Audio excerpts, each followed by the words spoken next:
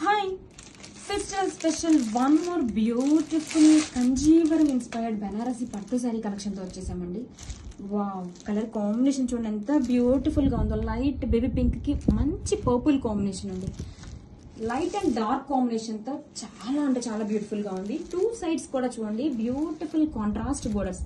బోర్డర్లో కూడా ఇలా డబల్ బోర్డర్ ఇచ్చేసారు విత్ బ్యూటిఫుల్ పికోక్ డీటెయిలింగ్ అండి.